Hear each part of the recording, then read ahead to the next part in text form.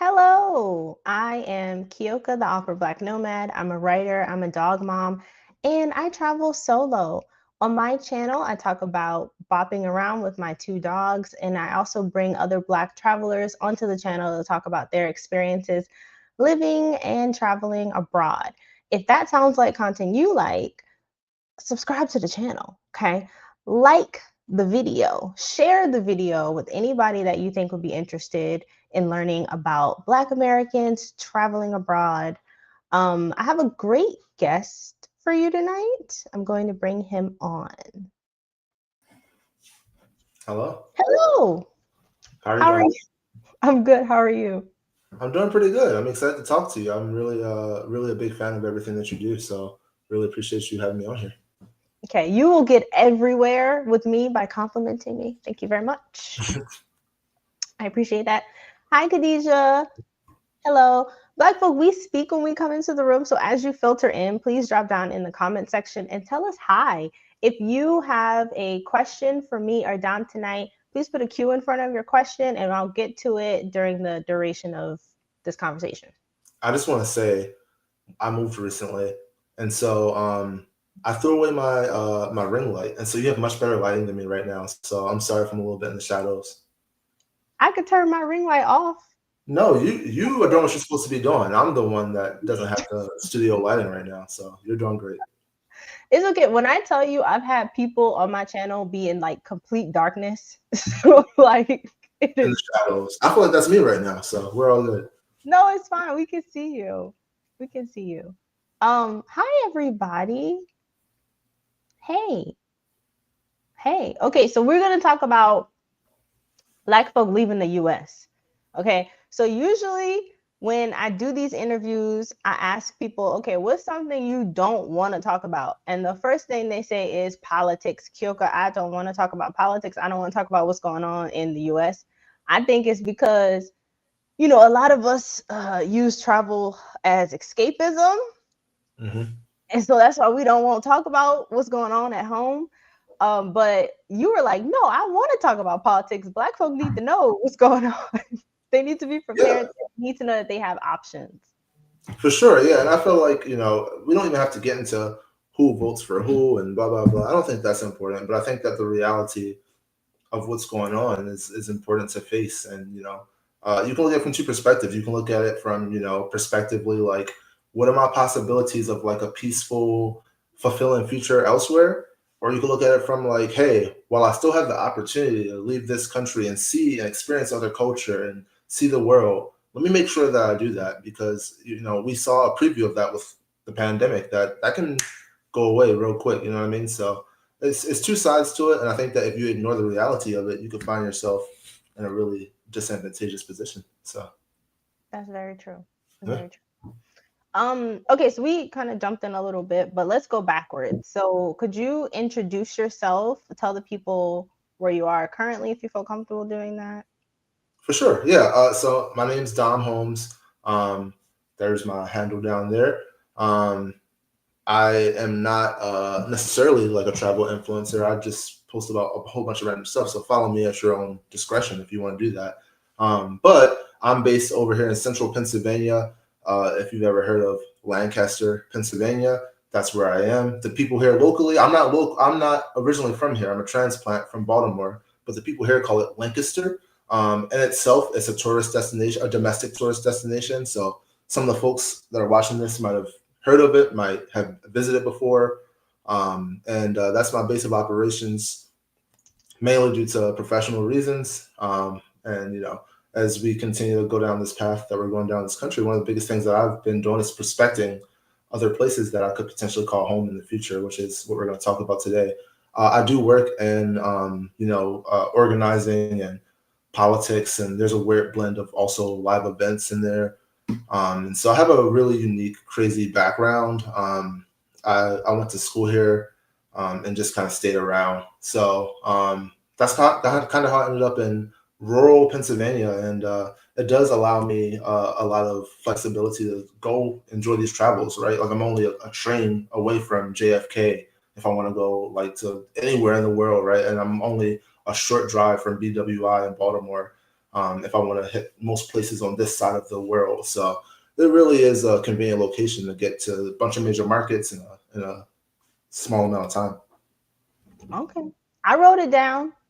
I don't think my viewers know this, but like I'm planning a like cross country road trip for next year. Like I want to spend 12 months in my car with my dogs. So I'm like writing down little places I could go to, like driving up from Texas and going over. Like I want to see all of the US because when I leave I ain't coming back. So I need to, get as much of it as possible. I love that. So wait, I don't want to ruin your plans. I don't know if you're going to do a whole dedicated episode to this, right? But do you know where you're going so far? Do you have places you're definitely going to go? I mean, okay, so I've never been to California. I've Okay. never been I spent like a day in New York. I've Mhm. never seen Chicago. There's a whole list. Even like Roswell, New Mexico, like I want to go and see if I could find an alien. I was about to ask you, is it for the aliens? Because I don't know anything else 100%. about Roswell. Yeah, 100% it's for the aliens. Did you see that show that came out in the was it like the early 2000s, Roswell? Did you watch that? I don't. It was like a production show. Or it was like a documentary show. No, it was like what would we call it? I guess it'd be like a sitcom, but No, like a drama series. Okay. I never saw that. Well, some of the places on my list are like Charleston, South Carolina, and like Savannah, Georgia. I hear And really good things about Savannah. I'm just throwing things on the list, and then I'll probably get Chat GPT to plot me a course because I don't want to be in the cold places during the winter. I want to Hmm. be in the places that have really bad winters during like the warmer months. Hmm. So we'll see. It's very loose, and I have a few months to figure out where I'm going. Yeah, no, I hear really good things about Savannah. People say it's like the New Orleans. It's like a sister city to New Orleans almost. Like it's very. And I don't know if I'm saying it right. I say New Orleans. Is it New Orleans? I really don't know. I've heard I it. say New Orleans, but old people say Nolans, Dallas. and different people Yeah, might say New yeah. Orleans. I would. I also really recommend. There's this really cool town that I got to visit for other work stuff, but it's called Muskegon, Michigan. It was a really cool little midwestern town. It was really cool. It's right on the lake there, right across from Chicago. Okay, okay, I'm writing it down. Yeah, very cool place. Okay, yeah. I have to talk to you more, Dom. Okay, we Sure. need to get on topic because if we Yes. if you let my ADHD derail us, we'll be on here all night, and you'd be like, "Please, I'm exhausted. I want to go to sleep." Yeah. Hi, Jersey Quinn. Hi, everybody. As you filter in, please drop down in the comments and say hi. At some point, we're gonna talk about Black folk leaving the U.S. But first, I want to talk to Dom about how did you get started traveling? So, I mean, to mostly like domestic, but like when I was growing up, I grew up very, um, low middle class. I don't want to like call it poor, but it felt poor at times. And so my parents growing up, I was lucky enough that my mom had this corporate job where she could win trips. So like if she hit like certain quotas, she would win trips. And so like Disney World, like a bunch of other random stuff I'm trying to think of. But we went on like vacations more than we should have been able to based on our I don't want to throw my parents under a bus, not based on their bank accounts, but based on how we were doing, right? And so, like, because she was able to win those trips, we were able to travel quite a bit. And so, from a young age, I was really conditioned to like want to travel, and it was mostly like domestic stuff. And then, once I was in college, I really was unable to do much of anything. That broke college student experience is real. So eating ramen and whatever that cost less than $5 or $10 really was like that was life. So traveling wasn't in the plans, and it wasn't really until coming out of college. I graduated in 2019 that I just got going, and it wasn't like it didn't feel that intentional, but it just felt like I can afford it now, and I have all these places I'm curious about. And so started off with like a lot of like the islands. Like I started off in like places like Jamaica, Bahamas, Virgin Islands, like just traveling to these places and um, just out of curiosity because you hear that these places are like paradise, right? And so I can afford to go now. I want to go. I want to see paradise. All I've seen is the U.S., right? And like Florida is cool, right? It looks like the tropics, but it's not quite the same. It's still domestic and it's still the American culture. And so it was really it was really like sparked by the inability for a really long time to be able to see a lot of these places. And then the pandemic happened, like really fast, right? It just out of nowhere, just got into the world, finally had this ability to like go do all these things. I had all these grand plans, like I'm gonna go here, I'm gonna go there, and then the world stopped, right? And so the world stopped, and I finally had, done. I got through college, which was a crazy experience. I don't know how I managed to graduate on time. I don't know how I pulled it off, honestly, but I did it. And I couldn't even do anything with it because the thing that I had been so looking forward to was the ability to go see the world, to go immerse myself in other cultures, and just experience things that I haven't experienced. And so once the pandemic happened, we were shut down for a while. And the minute that it felt like it was safe again in a lot of places, and once they started opening up the ability to travel again, that's when I really went on a kick of, now that I know what it's like, seriously, to like, before it was, you don't miss it when it's not possible, right? I didn't have the money, I didn't have the ability to go to these places. But when you have the ability and you don't have the access, when they're telling you you can't go, when it just doesn't feel safe or whatever, right? Like that added another element to it for me. And so as soon as it felt like safe again for a lot of these places, that's when I really went on the speed run of just traveling abroad and experiencing different places. Simultaneously we saw all the things that started to transpire around our country, from the pandemic on, and really that habit has intensified since then. And it became clear to me that like this country isn't in a good shape. And so as someone I'm 28 years old, I have, hopefully, knock on wood, a lot of life ahead of me. Um, is all of that going to be here? Is that the best quality of life? Even if this country's in a good position, will that be the best thing for me? Will that be my most fulfilling, happiest life? And so that those questions start to kind of churn out. And I don't want to jump ahead, and start like answering maybe questions that we might get to later. But that really was a motivator for me to kind of start going on this never-ending journey of traveling, and experiencing new places and prospecting places. Mm. And as I'm listening to you talk, I have a similar experience, and you and I talked a little bit about this, but like I also didn't have any exposure to travel until I think I took my first international trip when I was like 28. And it feels like you're kind of like late in the game because like a lot of my peers had already been leaving the country a lot. But I think, again, like growing up in that sort of like lower middle class, like touching poor but not quite poor, it's like Mm-hmm. you don't even think about travel as being accessible or even possible, because it's like I'm never going to go there anyway, I'm trying right? to survive. That's what it is, right? Right, I'm just trying to survive. I'm just trying to like pay my bills. And it wasn't until I think I crossed over into 28, 29, 30 that I got to a place where I'm like, oh, I have a little bit of excess. What do I want to do with it? Now I can start like making decisions about what my life will look like, because when you're in the mud, all you see is mud. Mm-hmm. It's probably a really bad analogy, but like all Oh, you can see is that makes sense. what's around you. Yeah. Um, so I love how you tied it to how you started to think about the expansiveness of your life, right? Like what more could your life be? Mm-hmm. How do you think travel has shaped your perspective as a Black American, like when it comes to identity? Yeah, I mean, there's this fallacy that exists that we really, and you won't overcome it really. I mean, if you trust other people and their perspectives and what they say, because a lot of people say this. This is not like a novel thought from me. This is not groundbreaking. But there's a fallacy that life is better in the U.S., and it's just simply not true. And the more that you go to see other places, you really start to be able to witness, like, wait a minute, there's a lot of things that we're doing that even in places that we look down on, we see as second world or third world, they have some services available, some things that they do to take care of their own people that we don't even do as the most wealth concentrated nation on the earth. And so this whole fallacy that you can't have a good life or as high quality of a life outside the US, is something that was um, um, immediately observable.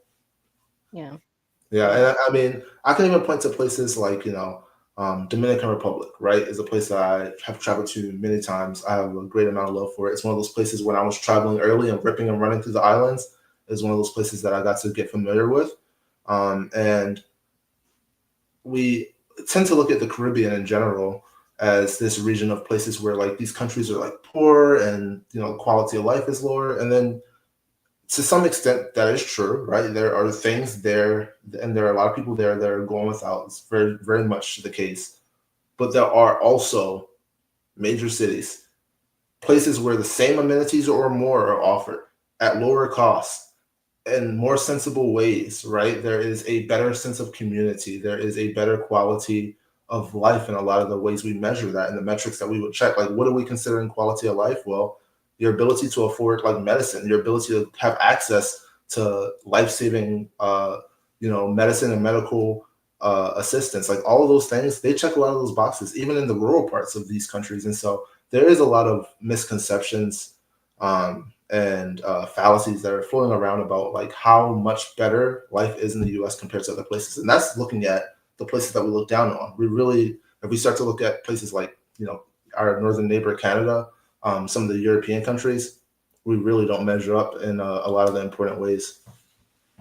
Yeah. I mean, even like I used to work in renewable energy, and our power grid in the US is not really sustainable long term. Like it's been breaking for like the last 5, 10 years. Hmm. Like literally like patched up with tape.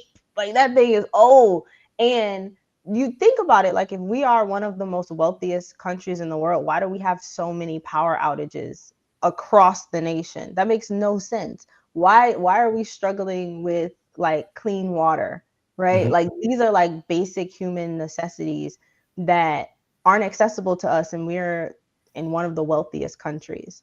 Yeah, I um mean, and well, the conversation I have a lot because I get to interact with people from all over the world when I travel as well, and I really enjoy that because I love to understand like outside perspectives. We even when I feel like we are, the all Americans, you know what I mean? Like we have different mindsets maybe than a lot of other people here.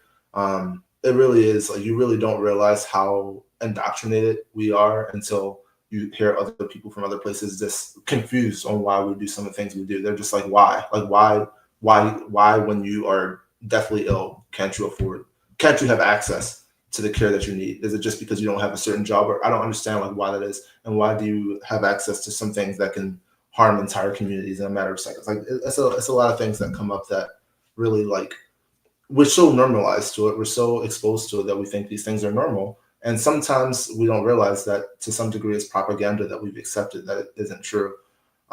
So yeah, we really like I think that when you get out of your usual environment and interact with people that are outside of your usual environment, it allows you to kind of unpack some of that and see that maybe some of the stuff that I've accepted just as fact is not actually true. And the world is a big place. There's a lot of places where we just don't know a lot about, right? And so until you go or until you interact with the people from there, it's not something that you can resolve easily, like on YouTube or somewhere. So you have to kind of go and experience it. that's true. And I think travel, you get a lot of knowledge and awareness with travel, but you also get a lot of curiosity as well. Like I can't tell you, like I often think about all the places I still want to go to just to see what life looks like there, you know? Yep. Mm. Crystal says the poor are also happy. They have leisure time. They're not struggling working 16 hours a day just to stay poor. That's true. Well, if it's your reality, you don't know anything other than working all the time. Yeah. I Yeah. mean, I really love that point, by the way. And what are we defining poor as? Because I have this conversation with one of my friends who's like a super capitalist. He's all like money, money, money, money, money, no work, no play. It's all about how much money I can put in my account.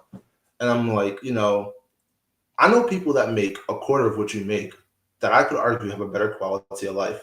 And so, could I really argue that they are poor compared to you? You're poor in terms of quality of life. And I say that, I say, what type of life do you want to live? Do you want to spend your limited time here? We all have limited time here, and we have a time where we're going to have to leave, right?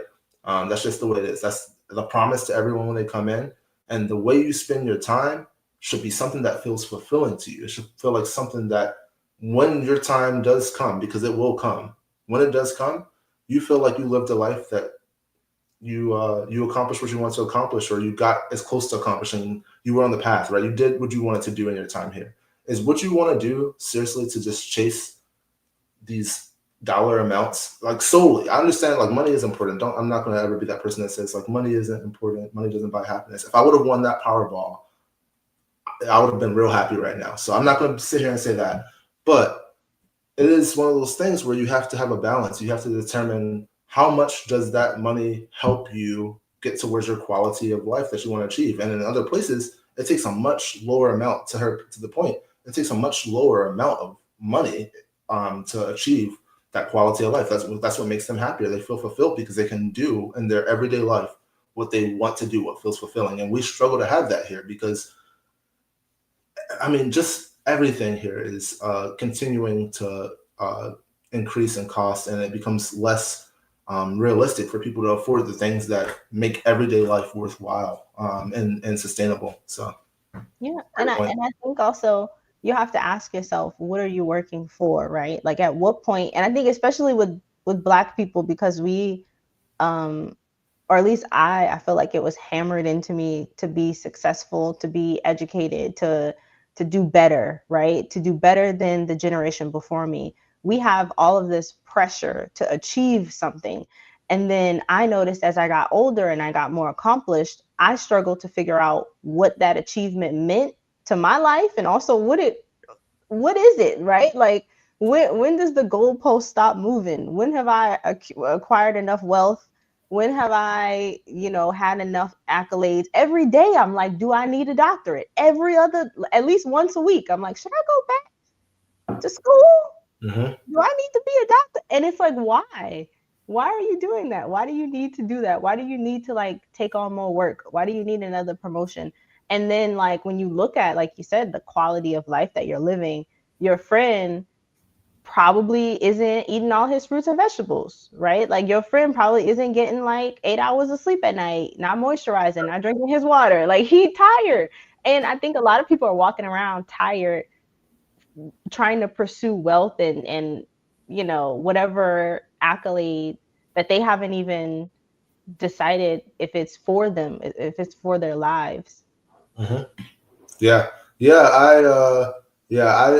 really resonate with that. I've had to make similar decisions. There was a point in time where I literally took my LSATs and got into law school, and I just decided that maybe there's a different chapter, right, where I pursue that. But right now, the things that fulfill me are not there, and so, yeah, that's not.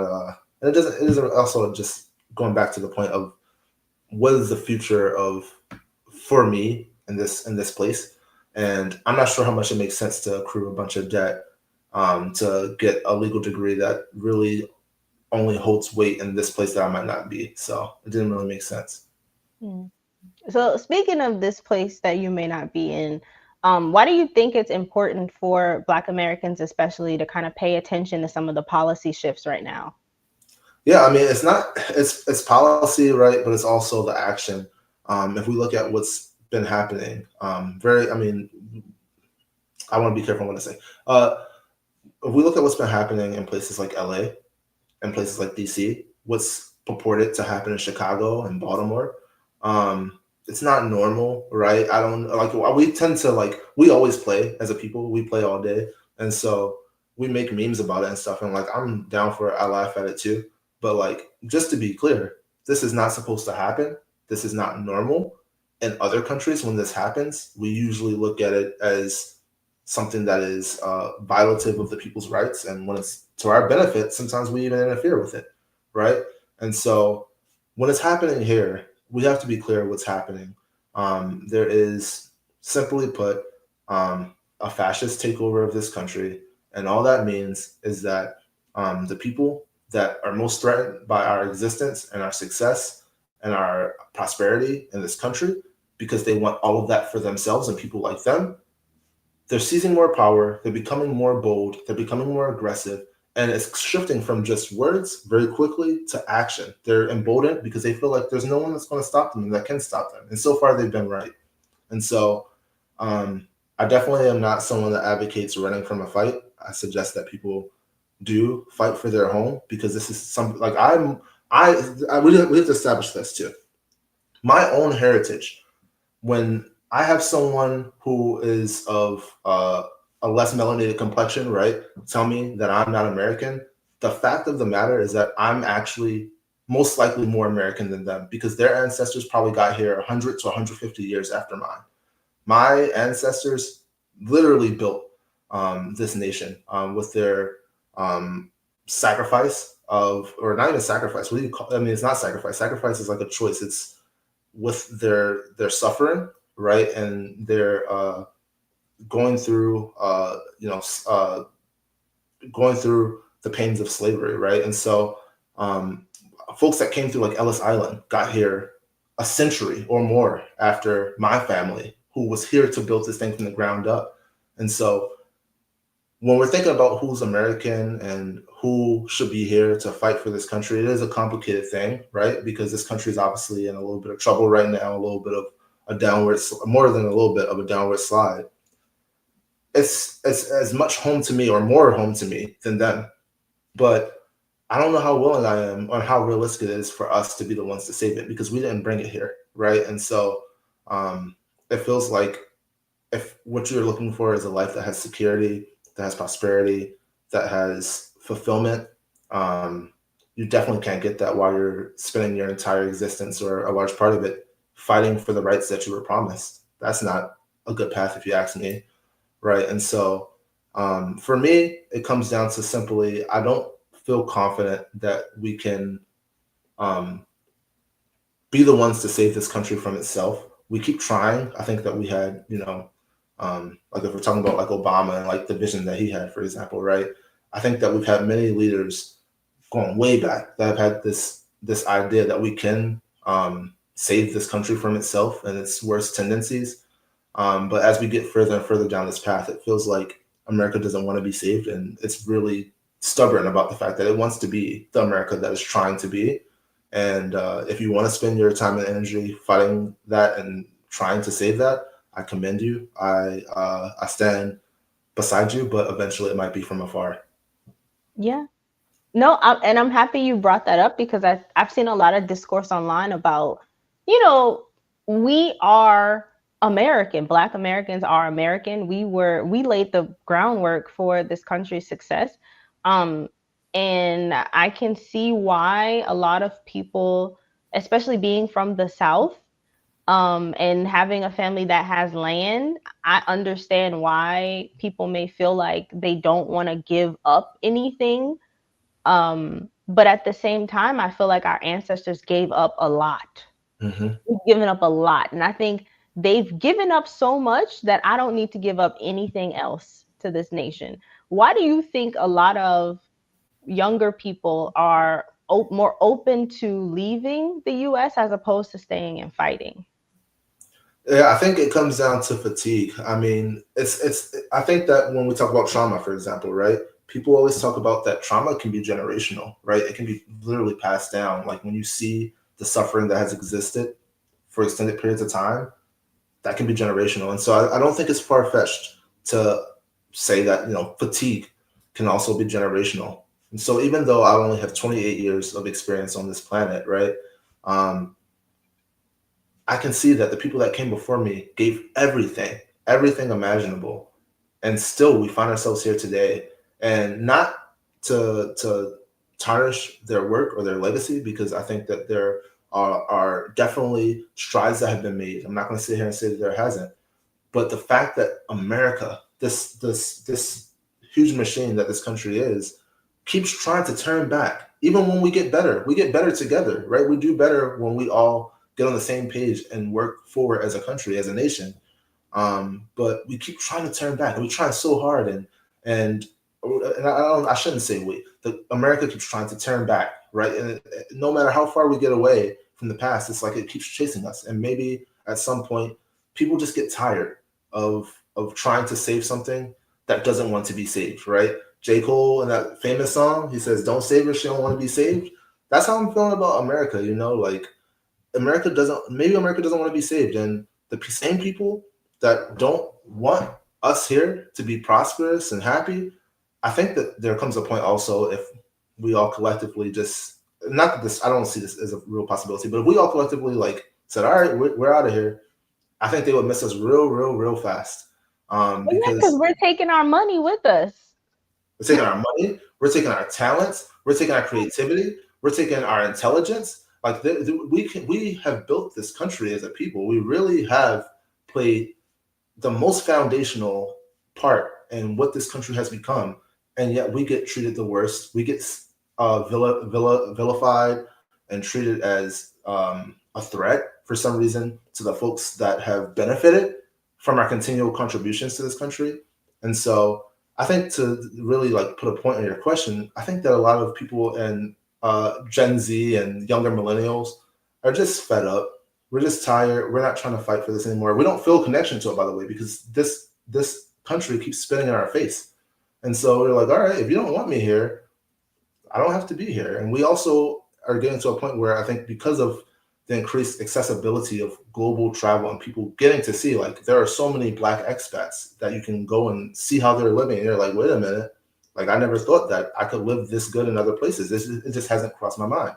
And so I think as more people get exposed to that and they see that, combined with the fact that this country is abusive to people like us, I think that people just say, well, what am I fighting for anyway? I can go be my best self somewhere else, and I don't need to be abused by this country anymore. Yeah. I mean, and I think also often in travel spaces, the conversation centers around like affordability and like, oh, the food is better and I can go to the doctor for cheaper. But when I tell you, when I'm abroad, my nervous system is calmer. Like it just feels like I am safe. I'm not, I was recently on a mutual's channel, Fly Like Me PhD. Shout out to Dr. Maya, and we were talking about my experiences in China. And obviously, like China is a monoethnic place, and they're not used to seeing Black people or any foreigner really. And so it was really uncomfortable for me to be kind of a spectacle and walk around and people taking pictures of me and stuff. But I was like, you know what? I would go back. Okay. Because even though I was maybe uncomfortable with people taking pictures, I didn't feel like anyone would hurt me. I didn't feel like anyone saw me as a threat. No one, actually, I would go so far as to say no one saw me as a threat, right? Somebody put a baby in my friend lap. Wow. Okay? That would never happen in the US. People clutch their children. Yep. but so it's like I can talk about, having different experiences abroad where, maybe somebody was having a bad day and I was like, damn, was that person racist? I don't know. Yeah. But when I tell you I never felt like my life was in danger, and then I come back to the US and I'm getting pulled for secondary screenings and I'm getting pat down, and I'm like, damn, the second I land in this country, I'm getting accosted by somebody. Yeah. I mean, that experience is real. I mean, one of the things that I'll point out that I always tell people this, it just, I don't know why this struck me, but I was on a train in Germany. I was going from, um, I'm trying to remember the name of the town. I was going from one part of Western Germany to a part of like Southwestern Germany, Constance. And it was a pretty long train ride, passing through like all these like little towns in between. And there was a bunch of seats open. And like I take the train all the time here, by the way. Like I'm always going. I like whether I'm in DC, New York, going to Philly. Um, I'm always on the train, and something that never happens here, whether I'm on Amtrak, whether I'm on the metro, like whether I'm on the subway, it's rare for like an older white woman, for example, to like want to choose a seat next to me. Like if there's anything else available, they're gonna pick whatever else is available. When I was Right. in Germany, it's the thing that caught me most off guard. I'm just chilling with my headphones in, you know, on the train. I'm totally not expecting for someone to sit next to me because there's so many seats open, and it's just similar with China. Germany is, I mean, it's pretty diverse when you get to certain areas, but it's mostly Caucasian, right? And so older white woman literally just it just struck me, but she just sat right next to me, and I just kind of like did like a glance over for a second, and it just it showed me how damaged I am from living in this country, because she had no reason to. She didn't see me no different. Like I don't want to go that far, but she definitely didn't see me as a threat. right? She saw no reason to not sit next to me. She didn't think I was going to snatch her purse or whatever's been portrayed and people have been brainwashed to believe here. That hasn't occurred there. And so that view of me as a threat, which can lead to a bunch of problems when you're talking about Karens calling the police on people and all this stuff, that's where that comes from. That didn't exist there. And she had no reason to fear me and to stay far away from me like a lot of people would here. So that just always stuck with me and struck me as a prime example of exactly what you're talking about. Yeah, definitely. So you mentioned Germany. What kind of things, what kind of criteria, if a Black person is looking to travel abroad or to live to find a long-term home, what kind of criteria should they have when looking for a place to relocate? So what I'm gonna say is that I wouldn't encourage anyone to follow like my criteria. I definitely I definitely feel like it's personal to each individual. First of all, Whatever. you say you're not a travel influencer. That is a travel influencer answer, by the way. Listen, maybe one day I'll catch up with you. Maybe one day I'll start my own platform. I don't know, but I appreciate that. What I was going to say is that I think that you have to determine what things are important to you. Each person has things that they can't sacrifice, that they can sacrifice, that are essential to have and not essential to have. For me, the most important things is like I'm really big on community. I want to be able to make friends. I want to be able to have fun. So the first thing for me personally is like how first of all, either how comfortable am I already with the language or how confident am I that I'm going to be able to get comfortable with the language? Because some of those languages, like German, is a very hard one. They have words where there's letters next to each other that I've never seen next to each other. And it's just, I really like Germany. I really would love to move there. I Um, can't relate. you don't like Germany? I like the amenities of Germany, but I don't like Germany. Okay. We have to unpack that. Why do we have to unpack We it? have to unpack that. Maybe not right now. We'll come back to it, but we have to unpack that because Germany was such a good experience for me. I only had Where did one you where did experience you there, go? Where did you go? literally up and down the entire western side. So I didn't go to like Munich or Berlin, but the entire west, like all the way from like Cologne, straight down to like and I went into like the border with Switzerland and all the way into Switzerland. So I Key, really liked who it. is my alter ego, Key Love. Actually, I don't know you, Key Love. Hi, welcome to the channel. But German she food said is German horrible. food is horrible, and I second that. Listen, the food is plain, and that was expected. So Okay. I won't fight you on that one. The food is plain. That was expected.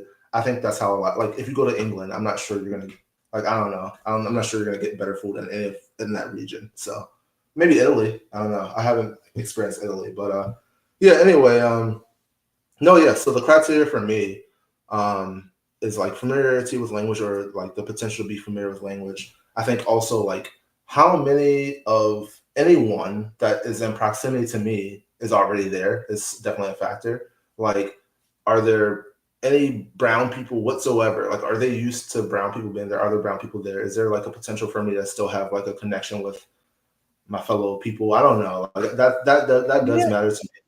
so you're not one of those people who are like, when I travel, I don't want to see no black people. Like I don't want to see Absolutely y'all. not. I see enough of y'all in the US. I don't want to say hi to y'all. No, I'd be happy. I hate that thinking because that's like crab in a barrel thinking, and I hope I'm not offending nobody. But that's crab in a barrel thinking. Like I'd be happy because I'm like I'm here, you're here, we're doing better as a people when we all get to have these experiences where we all get to get outside of our usual environments and grow and expand our minds beyond our usual whatever we experience usually. So I'd be happy. Um, but yeah, Hmm. no, yeah, We that's do an have a important question. We do have a question about Germany. Amar is asking, what was your favorite area in Germany? constance. Constance is dope. Constance is so dope. It's literally on the border. It's on the border with this town in Switzerland, which I can't pronounce because it's one, like I said, it's pronounced crazy. It's like Kreu something something something. But Constance, Konstanz, on Lake Constance, was so dope. Just getting there, by the way, the train ride is like picturesque. Bring a camera if you ever go. It was just so beautiful. And then there, like culture is crazy there. It's such a melting pot. When I was there, I had like authentic or what I felt like was very authentic Moroccan food. And it was like a melting pot. I felt like there was just so many cultures there, all the amenities you could think of. Like if you're looking at like shopping, if you're looking at outdoor activities, if you're looking at like museum, I mean, Constance was just so dope. uh, that was the best place as far as food. Like I said, because it had that melting pot atmosphere, you could get food from cultures that weren't exactly German. So if you don't want to eat schnitzel and sauerkraut and mashed potatoes, you could go get some Moroccan food and get like some really good stuff. And then like everything was a great experience. I really liked Constance. That was my favorite part of Germany for sure. Least favorite was Cologne. Cologne felt like Philadelphia of Germany. That's I've never been to Philadelphia, but that's an interesting comparison. Yeah, Philadelphia is not a city that I enjoy that much. So a lot of people do enjoy Philadelphia. Philadelphia is like a black mecca of the East Coast. So culturally, Philadelphia has a lot of great things, but the city itself, it doesn't do much for me. So yeah, that's the Hmm. answer to that question. And then going back to the previous question, just to close it off, I think that the final thing is like long-term stability, and there's a bunch of ways that's checked, right? But long-term stability in terms of what kind of life can I live there? Like, am I going to be able to find stable and like employment that allows me to live the kind of life that I want to continue to live?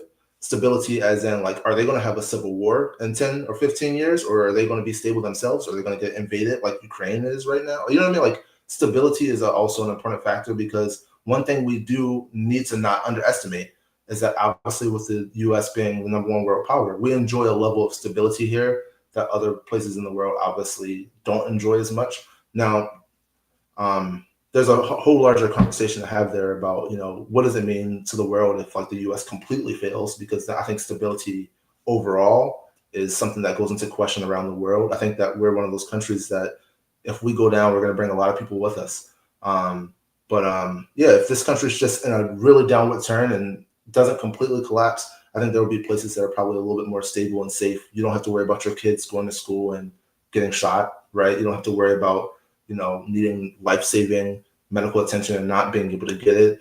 You don't have to worry about the police pulling you over and taking your life or taking your rights away from you unjustly. Like, there are a lot of things that you can still enjoy in these places, and you just have to like measure out which things are important to you. Those are my things. I don't really like, weather is not a huge impact. I'm not moving to Antarctica, obviously, right? But like, weather is not a huge impact because if you still plan to travel, you can go places where the weather is what you're looking for. So there's like things like that that I think people should measure out. And also for me though, it's like, here's an important one. Weather also doesn't impact my mood. I'm the same person in December that I am in August. And so like some people have like really bad seasonal depression, or they just feel like they get into a wrong headspace. So that's why I say it's so personal to you, because you have to know going into it. Or like if you have arachnophobia and you're scared of spiders, don't go down to Australia and find out what a huntsman spider is. You know what I mean? Like those kind of things you have to take into account. I didn't know how you were connecting the dots there for a second. I brought it home. I brought it home. Have you ever seen a huntsman spider? No, I don't want to. And anyone that's watching this right now that doesn't know what a huntsman spider is, look it up and then tell yourself if you would ever live in Australia, because they're common. I want I They want to crawl through visit the doors. Australia. One of my friends, whimsically Brit, who's been on the channel, has been to Australia. She loved it. I don't think she was in Sydney. I think she was in what's the other major Melbourne? city? Yeah, I think she was in Melbourne and she loved it. So you telling me they got giant spiders out there? I don't know about in the major cities, but they definitely have giant spiders, among other things. I feel like everything there is like they have leftover stuff from like the Jurassic period. Like the insects were just huge. So Australia is a place that I really considered trying to. So I do want to visit. I have not been to Australia, but also it's a place that I want to. I've considered moving to, but it's incredibly hard. I think that's another thing is how accessible are these places for someone who's an expat? Like, how easy would it be to go from here to there? So, like Australia, for example, you have to be in certain professions that they find really valuable and that they're in demand for right now. And if you're not, it's going to be really hard for you to get a visa to be able to stay there long term. So that's also something I think people should consider and do a lot of research into, because some places make it really, really easy to be there. Some places make it incredibly hard, and Australia is one of them. Mm. Especially I think as Americans too. Like we always think our I mean, I'm not going. I like my blue passport. I like. Let me be clear. Don't take it from me, CIA, if you're listening. But I think we also think that walking around with an American passport, we should be able to get in anywhere. Hmm. And that sometimes doesn't translate when it comes to like finding long-term residency or like finding a place to settle down. Like sometimes it's actually harder to move through countries or more expensive when you have an American passport versus like I think one of my friends has a she is what is she? Dominican, not Dominican, but Dominican. She's Dominican. Like And 12 Savage. yeah, and so like when she was driving through Latin America, she used her uh Dominican passport as opposed to her American passport because she said it was cheaper and it was easier to get through and she could Hmm. stay longer in certain places. Key, I don't know what you're talking about. I just need a cheesecake factory in the country, at least one. Cheesecake? I've never seen a Cheesecake Factory abroad. I'm gonna say that I've right never seen a cheesecake factory abroad. Actually, now. Not even no. in Canada. Not even in Canada. I don't think do they have cheesecake factories in London? I don't think I've ever seen a cheesecake factory abroad. I've never seen one abroad. That might be bad news for you, Key. I'm sorry. Sorry, Key Love.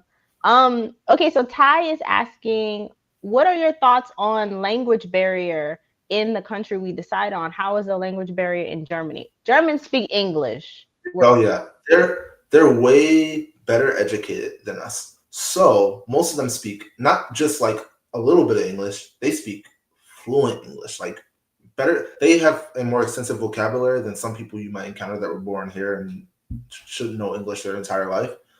So like in Germany, it really was no problem. They kind of like another thing I encountered is that most times they would start the conversation in English with me because they kind of looked at me and they were like, "You don't look like you're from here," and so like they would start the conversation in English from the beginning. And because so many people speak English, they can do that because even if I was German, I would be able to respond in English most likely as well.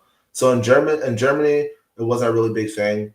But I do want to stress and like the German language, I don't know how much experience you have with it, is incredibly difficult. I spent an extensive amount of time before visiting trying to um, just get the basics down and the pronunciations. Like even though I knew what I was trying to say, the pronunciations are so specific and so foreign from the way we form our words here that it still didn't register. Like when I would try to speak in German, they were just like, "That's not. I don't know what you're saying," because I just wasn't pronouncing it right, and that's something that it feels like that would take a lot of time to really to get down accurately. On the other hand, like Spanish comes to me, it feels like very easily, and I can say a lot of things I want to say in Spanish when I'm in a place like Dominican Republic, for example. So German is like exceptionally hard, and yeah, exceptionally hard language. Yeah, and I also feel like Germany is one of those places like if you get too comfortable, you won't use German. Hmm. Like if you don't hang out with Germans who you can practice the language with, if you don't make an effort to like take classes. And I think in the business world though, it might be like required that you learn German. But I do think like if you're just there as like an expat, I don't know the different visas you could get, but like let's say you're a business owner and you go there and you don't have to use German, you really could just get around using English. I mean, I did. I would try to use a little bit of German, but they would just switch to English with me. Or Exactly. what I liked is when they would try different languages out to see, like, oh, Mhm. maybe she doesn't speak English, and they'll try a Speak couple of French. different ones. Yeah. Right, right, right. But yeah, you could probably get away with not learning German. But do you recommend like going to a place where you would have to learn a language? I mean, our options are limited because like we think that like English is this mandated language, but you have very limited options if you want to find the English first country that I'm imagining they're looking for like similar amenities. You got here, you got Canada, you got England, and then it gets real hard to name more countries beyond that, right? Like I'm trying to think of more countries that I would personally want to live in or even visit that are like English first. I'm struggling. I think I don't quote me on this. I think Liberia speaks English. I think I wouldn't be surprised, yeah, actually. but like yeah, like I'm really trying to think. I think that like it's a very well spoken language in South Africa. I don't know why you want to move there as a person of color, but yeah, like Yeah, I there's like not South Africa. really. I feel judged. I'm not judging you. I'm not judging you. I'm just surprised to hear that. Are you? I Okay. am. We have a lot to unpack. But yeah, I don't want to get We don't need to unpack. We don't need to unpack. we need No, to. no, no, no, no. Okay, so you listed a few different countries. Like, where do you think Black Americans specifically should be looking for abroad, like places abroad? You mentioned the DR. You Mhm. like Germany. You're putting me on the spot. I mean, I don't know. It really depends on what you're looking for. To I feel really hesitant to tell people where they should be. What I will say in my experience is that, like we talked about the DR, for example, the worst experiences that I'll have there is that because I'm not, I'm like, I'm, so I don't know where I'm at on the scale, but I'm definitely not light. And so occasionally the police there might see me and be like, I can't tell if he's Haitian or what. And they have, the worst thing about the DR that we need to name is that there are a lot of negative attitudes towards darker skinned people there and towards Haitians specifically. And that's something I don't like about DR. There's a whole bunch to unpack on that. Haiti was like the original beacon of escaping from the impacts and harm that slavery caused. And if we could be escape from that and be completely independent. Haiti is the first example of that. Haiti is like the beacon of that, and I really hope that Haiti can have a better future very soon. But NDR, the worst experiences that I've had there are related to that. Like police will just stop you and be like, you know, who are like, where are you from? Like, and they can do that there. They have the right to do that there. And so just showing your passport, they recognize, they leave you alone. So like a place like DR, I could see myself living a really amazing, high quality life. Similar with Germany, similar with like a place like Switzerland, even though I'm not like super like excited about that. Similar with even Canada. I think like some of the smaller towns outside of Toronto, like Kingston is one that I really have spent a lot of time in and really enjoy. Um, just really seems like you can have a really high quality, very similar quality of life, and not worry about some of the things that we have problems with here as much. Um, and so yeah, I really struggle to like one place that I'm really like curious about. That's crazy. I wish I should have been prepared to give a shout out to this channel, but there is a black expat that lives in Albania, and I really wish I know Albania is so random. First of all, what you mean you gonna give a shout out to somebody's channel and you're not gonna give a shout out to this channel? Shout out to All right. the awkward black nomad. Put But some respect on my I'm name. sorry. I'm sorry. But no, but this channel, like she shows her life there and it seems You're probably talking about the lady who travels, the maybe, homegirl Abigail. maybe, Yes. maybe. She's But it phenomenal. seems amazing. Albania is now on my list strictly because of that channel. I need to go scout it. I need to prospect it. I need to see if I can apply. I want some of what she's having. I want to Yeah. see if I can apply that lifestyle to myself because I'll be right there. And one thing I enjoy is that she also talks about the um the process of being there and like getting there and how it was fairly easy to own property to be able to stay there. And so that's something that, you know, like I said, when I was naming my things, that was some of the things. And the quality of life seems amazing. I'm an outdoors person. It seems beautiful there. It's also close in proximity to other places that I want to be able to access easily. So Albania, I will be in Albania at some point in 2026. I guarantee it. Yes, you should go. Yes. And Absolutely. I want to hear what you think about it when you get there. For Cuz sure. I love Albania, but I feel hesitant telling people to go there because I think some people will go and they won't like it, but it's like it depends on the kind of traveler you are. Like it's so hard to recommend places to people because I think it's such an individual experience, you know? So you know Um you're setting a trap for me when you're asking me my recommendations because it's so hard to tell people where they should live. I know it's a trap, but this is my channel and I got a list of questions. So you the guest. I'm the Yeah, boss around here. you're So right.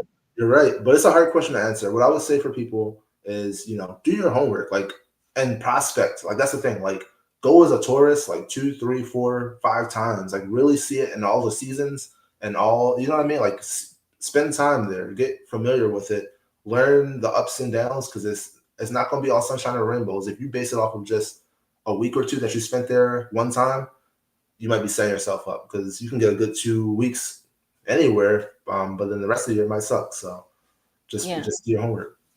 How long would you recommend someone stay if they're trying to decide if a place is their home?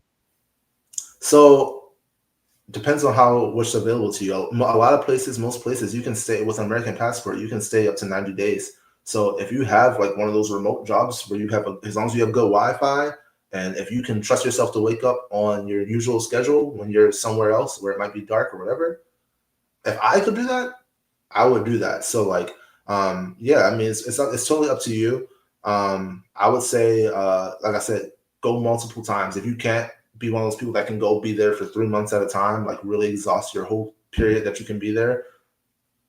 Before you make any firm decisions, I would say you should go like 3, 4, 5 times. Because one thing that I've noticed when I return to places, especially over periods of time, over the course of years, even things change over time. Like what you might see the first time, it might have changed significantly, especially in the aftermath of COVID and with the global economy being what it is. Like you might have saw it when it was at its heyday, and you might be actually coming and arriving there when it's on its way Mhm. down. So yeah, I would say a significant amount of time. And if you even like on the 90-day period, unless I was totally in love with the place, I would probably come back to the US and then go back again. Like I would want to really spend a lot of time there before I would really commit. And that's where I'm at with the process right now for me personally. Um, I Once I get into a position with my work schedule and everything, I think that Germany is one of those places where I want to use that 90 days and maybe the end of this year or early 2026. So That's a choice. it is a choice. I know. Listen, food. First of all, as long as I can access a grocery store, I can. I'm gonna make what I can make. That's first and foremost. Because I'm not gonna be. Because German food is not that cheap. First off, it costs the same as eating out here. So I'm gonna make what I can make as long as I have access to my ingredients, which they do for the most part. Like some things you can't find. Like I didn't see no Goya or Saison or anything like that. Like things that you would need for certain stuff. But Amazon, I don't know. We're gonna figure it out. We'll figure it out. So the food stuff didn't bother me that much. It was the culture, it was the amenities, it was the access, how easy it was to get all over the place and change your surroundings real quick. That is perfect for me. It's true. Did you get that? Like, I think I paid 50 euros for the train ticket, and you get like unlimited train rides all across the country. The Like, pass. you could take trains all across the country for Yeah, 50 yeah, I euros. think I did have that. But Mhm. also their trains are super fast. Like they have the ICE trains. Yeah. And so those trains can get you from literally like Cologne to, I can't think of the name right now. It's killing me. Like Heidelberg or somewhere in 2 hours flat, which is a crazy distance to cover in that amount of time. Okay, that's true. Um, so I saw this video on TikTok where this guy was saying that if you live in the US, you need to pack a go bag. What are Mm. your thoughts? So this is getting more into the political stuff, but like I will say, as someone that works in politics, I've worked for elected officials. I've worked in politics for a number of years now. Um, Things are as bad as you hear. Like I do want to be very, very clear about that. It's not just the news telling people. It's not like, and I'm not like a huge partisan. I'm not like I wasn't big on either of our candidates that we had in the previous year. So I just want to say that as a disclaimer. Like I'm not cheerleading here. I'm not on anyone's team. I'm just a working class young black man who's living in this country and watching this thing go down towards the ground. And so yeah, I would say that's probably good advice. I think there's a concerning, like if we had to put percentages, there's a concerning amount of possibility that in the somewhat near future, we don't have the ability to leave this country anymore. Like things are escalating very dramatically and very quickly. Um, we're seeing like the beginnings of like martial law, which is the suspension of the Constitution, and these things have been discussed. In the first term of our current president, these things were discussed when it came to leaving office, right? Like there has always been an intention there to try to take away our freedoms to some degree for personal benefit. And so I would say keep an eye on the situation. If you're not someone that's bought in yet, um, just keep an eye on the situation. Things are not good. And I feel like, especially as we get closer to a next presidential election, like 2027, 2028, our current president understands that the Constitution limits you to 2 terms, right? And has plainly expressed interest and desire to seek a third term, and is selling merch that says 2028. And so I don't know what people feel when they hear that and when they think about that. But for me, I've known our current president to be someone that is pretty like coy, and like when he says stuff, he usually means it for the most part. He means it. Like, he has an intention. He might not be able to see it through, but he does have an intention, and the intention is concerning. And so something to keep an eye on. Like I said, I can understand why some people be like, I don't know, I think people are being dramatic. But I was in DC this past weekend. There were National Guard troops in full military uniform with rifles all over the city, and places where I've been many, many, many, many times and never seen anything like it. DC has always been one of the most policed places I've ever been. It is insanely policed. When you're in DC, you can stand on the same block and not move for 5 minutes, and you might see 4 or 5 different law enforcement agencies pass you in that time.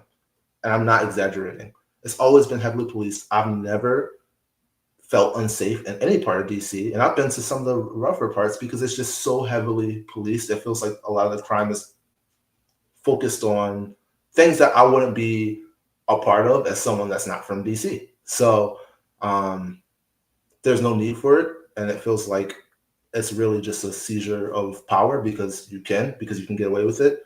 And it's just something to keep an eye on. That's what I'll say to it. I'm trying to not be super political with it, but I would encourage people to take it seriously, because here's the thing, by taking that seriously, it costs you nothing. If there's nothing to worry about, it costs you absolutely nothing. But if there is actually an intention here and this thing escalates and you're not prepared for when it does, what is the consequence then? Right? You're stuck here. You're subject to whatever is about to happen, and you have no way to escape it at that point. And so that's the thing that I really encourage people to take seriously, is that it's real. And, even if you're like, I think this is stupid, what does it cost you to take it slightly seriously? What does it cost you to like keep an eye on it and be prepared? And what are some of the ways people can be prepared for, because I feel like it's a two-pronged question, right? So like for short term, in case you need to leave quickly, how can a person prepare? But then also like in thinking, like you said, 2028. So that is, oh Lord, what year are we in? 2 years. 3 years from now. So, or really 2. So like if someone says like, okay, I want to leave before the next election, what kind of things can they do to prepare for that as well? One, if you don't have your passport already, get your passport. I have so many friends that have like either soon expiring passports or don't have a passport. I'm like, get your passport. Like, what are you waiting on? Get your passport. Most of us can afford that, like, get your passport first off. So that's first and foremost. I would say also like having if you can, some type of like specific, like I think everyone should have an emergency fund, but also have a escape fund, right? And like start to price out, like play around with Expedia or whatever you use. See like if you need to leave, for example, this Friday, see how much it would cost you to like get to where you need to go to get out of here by like on such a short notice, and make an average price, and whatever that amount is plus the cost for maybe like a month of like, hopefully while you're there you'll be able to figure out something else, but at least a month of like living expenses. Average that out and make sure you have that amount set aside. And that's something that you don't need to do all at once. That's something that you can take 200 out of a check here, 200 out of a check here, 200 out of a check here. So by the time we get to closer to that point, you're able to hit that number. So those are things I would really highly recommend. And then obviously the final step of that is identifying like, where are the quick escape places? Like, where are places that if I'm like, I need to get out of here? And even if it's just, it could be as simple as this, because I'm more so along these lines. If I just wanted to get out real quick, just in case something happens, like if I feel like there's something coming up, like if there was another January 6th, for example, because they talked about that for days before it happened. So we knew something was about to happen. So if there was something else like that where I'm like, I want to kind of get away from all this, whether it's for peace of mind, whether it's for safety, whatever, turn it into a vacation if you want. Just book a one way for a day and maybe you come back the next week after nothing happens, hopefully, right? But like, have places identified for that exact situation. For so like if it's just a escape, like I want to get away from, I need a boat. I'm telling you, Key says I need a boat. I mean, I don't know how far you'll get with a boat. I'm not gonna lie. I don't know how far you're gonna get with a boat.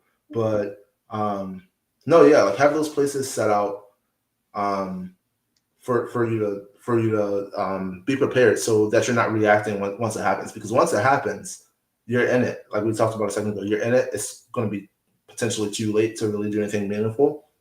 And then, like I think something else maybe worth consideration is if you can't get out, if it's not realistic for you to get out.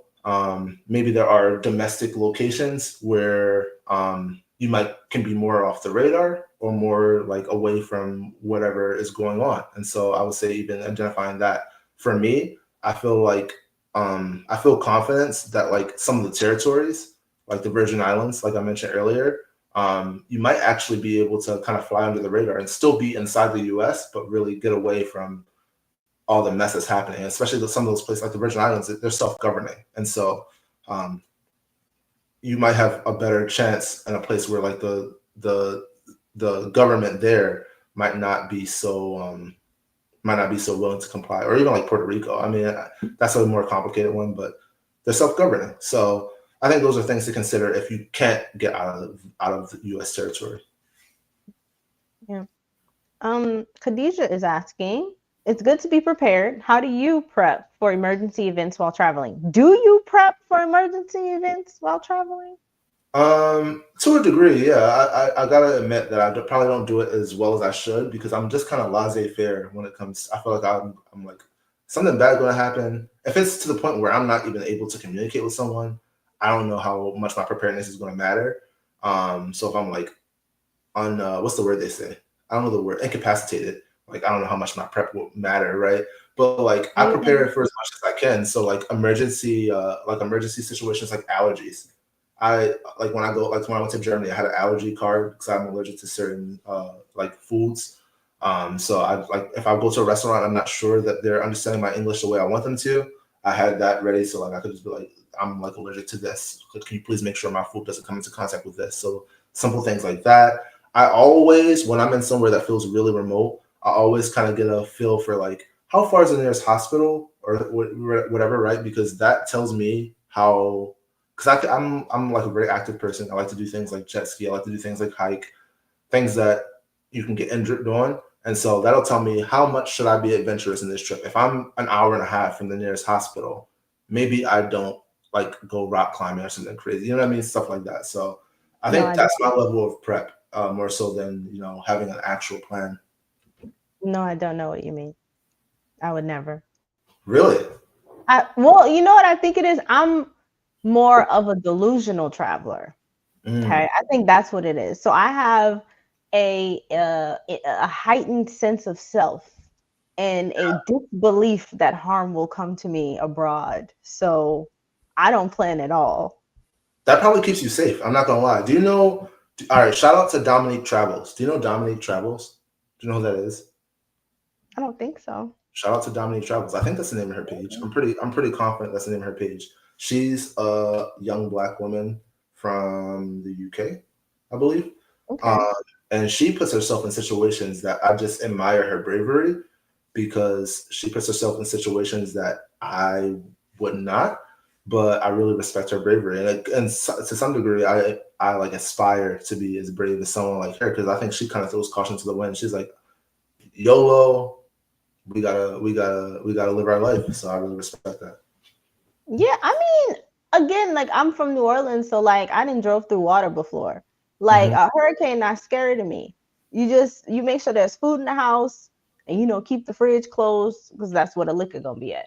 And Hmm. it's fine. Everything everything's fine. Like a power outage, I'll read anyway. Yeah. Okay, it's fine. And then I'm not rock climbing like y'all. I Rock climbing? can. You're I'm scared of rock climbing? I'm scared of heights. I Mm, mean, I have been rock climbing, but I yeah. didn't know that's what we were doing. So that's how I ended up there. And Yeah. luckily I wasn't injured, but again, like the combination between being delusional and also poor planning, and I've made it. I'm fine. Yeah. I feel like I'm very self aware when it comes to my abilities. So I know what things I have no business doing. And so like the two scariest things I ever did This was, part. We're prepared for everything since Katrina. That's true. This part, how would you right? say that? New Orleanians? New Orleanian? New Orleans? I never seen that before. I never knew what you called someone from Noya. Is that what y'all call it? Is that what y'all say, Noya? Nobody says Nola. I don't say No, that. oh, really? I No. swear I've heard rappers say like I'm from that Noya. Nola? Nola. Oh. I don't know. I don't know. I don't know. But anyway, like I was about to say, the two scariest things that I've done was one. I don't know why horseback riding was mad scary for me because like it just feels like I didn't have control of it and it was doing what it wanted to do. And so I've also seen videos where people get kicked off a horse and then the horse kicked them and they go flying. I'm like, I don't want that to be me. I'm too big to be getting kicked through the air. So I was just like, please don't let this horse kick me off of here. I was scared the whole time. I'm not gonna lie, because I felt like it's an animal I can't control. Like, why am I even on this? It was a similar situation. I didn't know that was a part of the itinerary, so I really wasn't supposed to be on that horse. And then Yeah. it's a place in Jamaica called Rick's Cafe, and it's in the grill. And I jumped off a cliff, and I felt like that was very unblack of me, and I had no business doing that.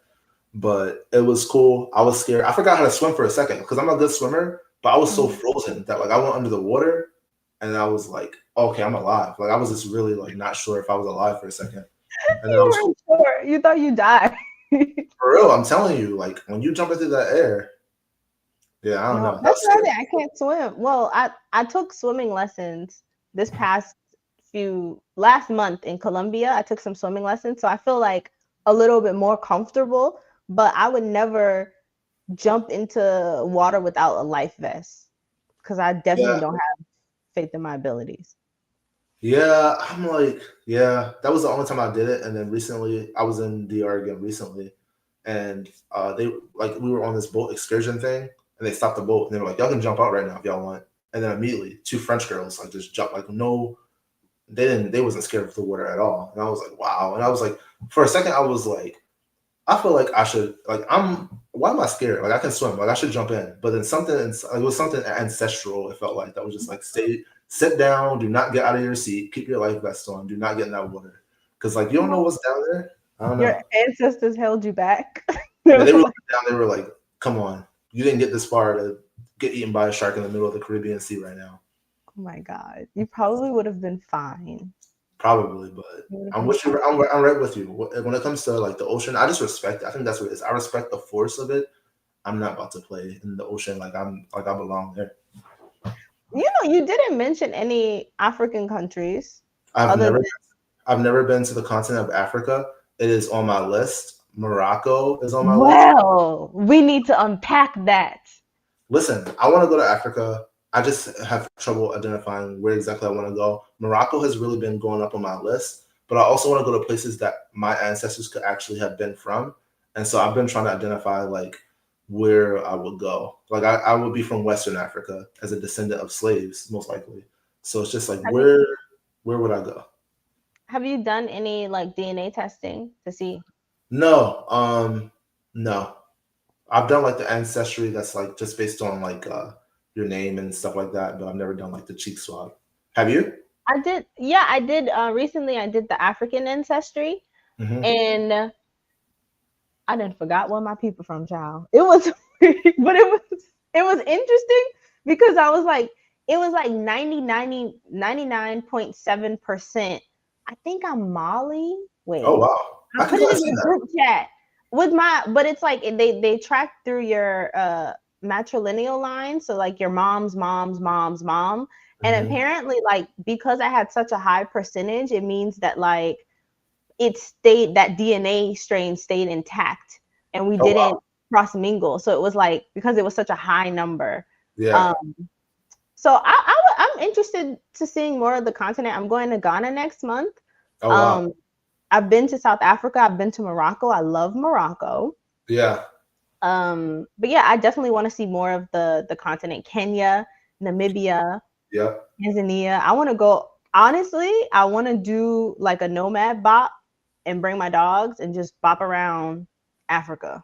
Yeah. You should really consider doing like a group trip to Africa because I would join that. That's too many people. I know. I don't see. I wouldn't enjoy that because I go on my travels to enjoy my travels. So like the people, like the girl Dominique Travels. Shout out to Dominique Travels again. She does stuff like that, and I just like. I'm sure it's beneficial from like generating money, but I don't know. I just would want to be. I wouldn't want to be in charge of people. I wouldn't want to be responsible, and not So everybody knows how you're to trying to act. tell me to do something that you don't want to do Pretty much, yeah, yeah. because you want to go to Ghana or you want to go to Africa somewhere. I want to go to Africa somewhere. I would feel more comfortable if I was going with people that were like more seasoned. That's the thing. Because I don't know where to go. I don't even first of all, I want to go somewhere relevant to my ancestry. But then I also will want to have like from everything I've seen, by the way, every time I see like the videos of people in Africa, it seems like the people that know somebody or like have like some kind of guide or something, they always have a way better experience than the people that are just kind of like doing the touristy. I'm in the hotel, I'm doing this little excursion. Like they seem like they have a better experience. So that's what I want. I like authentic experiences. I want to be immersed in like the culture. Whatever you do on a normal Wednesday, what's today? A normal Tuesday night. I want to do whatever you usually do. That's the thing I enjoy. I enjoy the cultural immersion. I don't want to be like by poolside the whole time. I want to be poolside maybe a little bit, but I want to be poolside the whole time, like living this fake reality and not seeing the real place. But that's even more of an argument to go by yourself. You think Than so? yeah, because I feel like group trips are usually more like curated and they want to go to like the popular touristy places unless you find somebody like how you said Dominique travels. So you find somebody who maybe lives in a place or has been to the place frequently and can take you around. So like when I went to China, I went with Queen Bee Travels, Bianca, Mhm. who has lived in China for 5 years. She speaks fluent Chinese. And so like seeing the city as somebody who is an expat, going with her where she knows where like all the good food places are. We're exploring the cities together. And so like, yeah, we're seeing touristy sites, but she's also giving that like there's like a blend between like being an expat and also like being a local in a way. So she's Mhm. like telling us things to watch out for. She's helping us like navigate things that we might run into as like Americans. I think something like that is really beneficial. For sure. That's what I'm looking for. And if you see anyone doing anything like that anywhere in like Western Africa, let me know. I'm serious. I would be so down for that.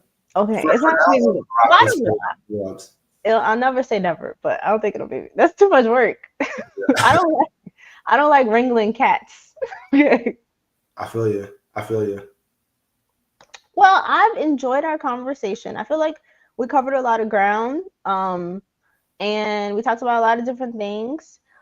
I feel like I should ask you a really good question to end it with, to end this interview with. I have a Um, question for you. you have a question for me? Yeah. Top three places, because I don't know if you, I mean, I don't, like I said, I don't know if you've mentioned this on your channel before that I haven't seen it, but top three places you haven't been that you want to go. So you That you, don't watch. So you don't watch my channel? I do watch your channel, but I haven't seen everything you've posted. I'm not going to sit here and lie to you. You could.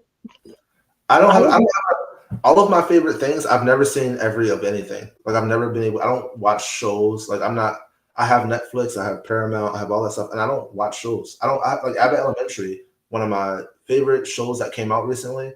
I haven't watched it in like 2 seasons now because I don't have the time. And what So is it? What is the show? Abbott Elementary. If you don't know Abbott So good. Elementary, No, it's so good. yeah, it's so good. I haven't seen it in 2 seasons though. So like you can't be offended if I haven't seen everything you posted when Abbott Elementary is the best comedy sitcom that's out there right now. And I love it. I haven't even seen that. So You haven't even seen. You need to go watch Abbott Elementary. Hi, everybody. I'm sorry, I'm being rude. Hi, Angela. Hi, gallivanting grandma. You're in Costa Rica. Oh, she said you should try house sitting to immerse yourself in culture. Free lodging. I've been traveling the world for almost 4 years solo. mm, Solo ish. So she has someone who is like a travel partner, Mhm. Wendy, who I think you would love. I call her Sister Soldier because she gives like Nikki Giovanni, like Black Panther, like real, like when we were all in Colombia, we would be sitting down and like talking about our experiences as Black women, and she'd be like, you know what, I can't stand. Like it was just very. I just felt like I was in the '60s. It was amazing. Oh, I lost my train of thought. I lost my train of thought. You That still didn't thought. give me the top three places. Oh, my top three places. I feel like I haven't. I feel like there are so many places I still want to see. It's hard for me. Yes, shout out to Wendy. We love Wendy. Shout out There's to my top three places. I don't know. It's kind of it's like picking a favorite.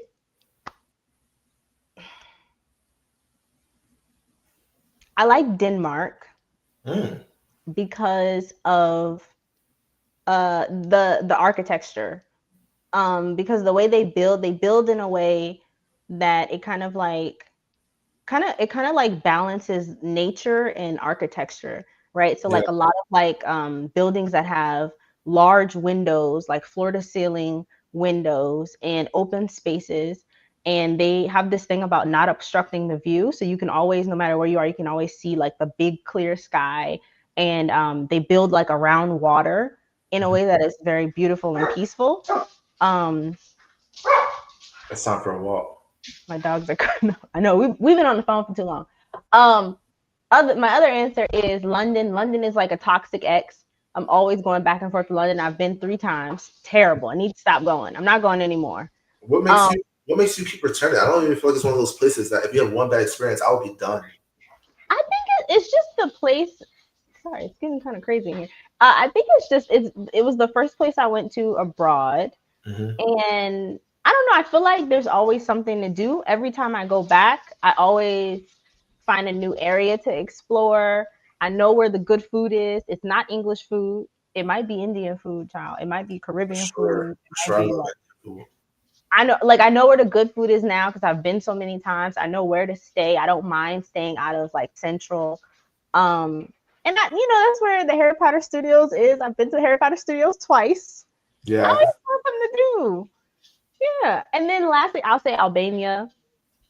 Just Okay. because Albania is, I always say it's like my resting place. So like when I was bopping around, it was kind of a good anchor for me because the food was good, the people are friendly, and I could just like rest and not do anything, and I don't know, like ghost in a way. Like it was a place where I felt like at peace and calm, Hmm. and I didn't have to do a lot. Like people ask me like, what's there to do in Albania? To Not much, not much. But it's not a place that I go to do things. It's a place I go to rest. Sounds peaceful to me. So that's why, by the way, that's another reason. Like I could have moved somewhere maybe different by now, but like I love that my base is here because Lancaster, Pennsylvania, especially where I'm at, I'm in the like the suburbs of it. But it's calm. It's quiet right now. I feel like if we weren't talking, I would hear nothing, and I like that. So yeah, I feel like I'm gonna love Albania. I'm gonna be going next year. So yeah, Albania's on my list. I would say so. Top three places I want to visit: Malta. Malta's on my list. Morocco is on the list, especially like everything I've seen with like Casablanca and Marrakesh. If you're talking about like architecture, that's beautiful. It seems like they have like really just unique, different than anything I've seen. And then Okinawa, Japan, is really high on my list. It seems completely unreal there, and I have to go. So No, I I want to go to Japan too. Like all signs are pointing me towards Japan. let's group trip to Japan. Going Group trip. Let's do it. 2026, Japan. There you go. There you I go. want to go. I studied Japanese when I was in college. I probably still don't have. I have not retained any of it, but I want Yeah. to go. Yeah. Yeah, no, Japan seems amazing. Yeah, I feel like this has been a great conversation. One thing that I would say, I know you have an ending question, but one thing I would say just in general to folks is I really encourage people. Like I said, I'm not here to sell anything. I'm not here to tell you who to vote for. I really don't care at this point. Like I don't believe that's a whole nother conversation, but I don't have a lot of belief in the political parties in the first place. So I don't have a team to cheer for. I'm not over here trying to sell anything. I'm just saying to my fellow Black Americans, like, take it seriously. Like, these people mean business. They are the same people that have historically given our community issues, and they're trying to finish their job. That's what they're. This is like they're trying to finish the job. They're trying to make it so that we can be as far from positions of influence, power, and prosperity as possible, because then they can do whatever they want and they can hold all the spoils, they can reap all the benefits, and we can be out of sight, out of mind. And if we if we stand up against it in any way, they're setting things up so that they can also just put us down, right? That's the plan when they're sending people into Chicago, into DC, into Los Angeles. That's the thing. And so that's really not normal. It's not American. And we're entering a different phase of this country's history. So take it seriously. We all deserve to live peaceful, happy, fulfilling lives. And we don't have a duty to save this. I think that we have this because we are the ones that built this country, like, this plainly. We got us here. We have this, like, sense of ownership with this country, and I understand that, and it's legitimate. But we don't have to save this country from itself. We're not the ones that put this country in the position that it's in, and so I'm not even sure if we can save it. The people that keep putting us in this position will have to just one day stop wanting to circle back to this. And so until that happens, I don't know if we should be spending our energy and time trying to save America from itself. Maybe we just go live happy, fulfilling lives elsewhere. So I want that for all of us, and I hope that everyone can find that. And I'm gonna be cheerleading and supporting everybody that I see when that happens. Yeah. Well, you answered my last question. What was your So, question? I'll ask you another one. This is one that I like. Um, what has travel taught you about yourself? Travel has taught me a lot of things about myself. I feel like I've really it's weird. Travel has taught me that I'm uh, a very, like, simple person. I think that when it comes down to the things that I want in life, community, like, I want to be able to connect with others. I want peace and serenity. So sometimes although I want community, it's like a contradictory thing, but I also want to be left alone. I want to be able to just sit and enjoy the environment I'm in, and just take in. There's so much amazing things that we have on Earth that we just don't appreciate. And sometimes, especially in this country, I find that we don't have the time or space to appreciate the things in the first place, or we ruin them so they can't be appreciated. But when I've been able to travel to places where it's either preserved or where it's just not going to be ruined, hasn't been ruined, you can appreciate things that you don't usually get to appreciate.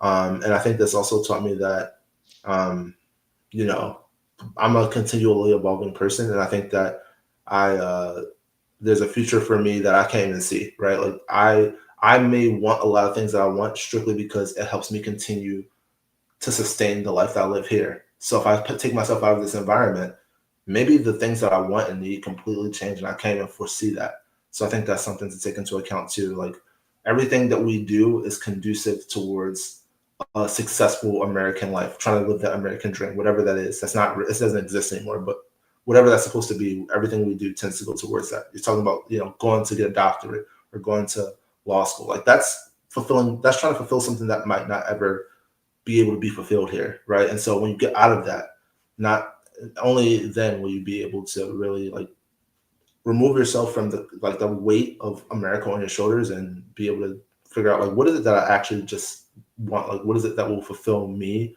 strictly independently as me? So those are things for me. I love that. Okay, one more question. This is the last question, y'all. And Okay. I appreciate everybody in the chat. Yes, Japan 2026. I love Japan. We love all the Japan Let's support. go to Japan, y'all. My Hey, twin. y'all got my follow tag. So even if Kyoka won't go, maybe we can organize something. And I Well, don't now know. y'all can't go without me. I don't. Now y'all Well, just. listen, you said you don't want to go. We're trying to invite you. Oh my God, this Let's get it guy. out the chat. The, the, Are you both interested in visiting Serbia? Blair in Belgrade says Serbia is great. Yes, Blair has been on my channel. I would visit Serbia. I do want to go see Blair in real life. But the way I'm thinking about travel in the next like 2 years, I don't have room for Serbia just yet. If that makes sense. So I I don't would know. Have you say thought about it? I would say I'm definitely interested in Serbia. I feel like I kind of group it in right there with Albania and places that recently have really gotten higher on my list that uh, maybe previously I would have kind of like been like, I don't know. But Serbia is definitely on the list for me of places that I would definitely visit. Now that like similar to you, that's probably like a 2027 thing for me because I'm prioritizing Albania and all these other like Morocco, Okinawa. So yeah, Yeah, if I was doing like another bop like through Europe, I would definitely go to Serbia. I'm actually sad that I didn't get to go when I was there, but if I'm bouncing around to different places, I just don't know where I would fit Serbia in is the thing. But I definitely do want to go. Um Okay. And I appreciate everybody for joining the chat and watching this live. I appreciate you, Dom, for coming down to the channel and having an amazing conversation with me. You have to come back when you do go to Albania, or if you just want to talk about any of your other travel experiences, you're welcome to come back and chat. yeah, Um, yeah. yeah. Let's go. I'm gonna go live from Okinawa or Albania. We'll Yeah, we'll do just that. go from there. No, not well, because now I feel like you can't go if I'm not going. Like, don't go without me. And we talked about it on this chat. You're all over the place. A second ago, you were literally just saying that you wasn't gonna go. So listen, I'm down to go. Just let me Am know I when you're being a ready. bully? Is that what's happening? Am I being bullied, y'all? Is that what's happening? I don't know. Oh, But man. anyways, thank you for coming on the channel. Thank you guys for watching. If you are not subscribed to my channel, what we do is subscribe to the channel. Like the video, drop down in the comment section. Are you ready to leave the US? If not, are you preparing to leave the US? Right? Are you thinking about other places that you could travel to as a Black American? Um, and yeah, that's it. That's all I got. Stay black. Peace out. Balloons.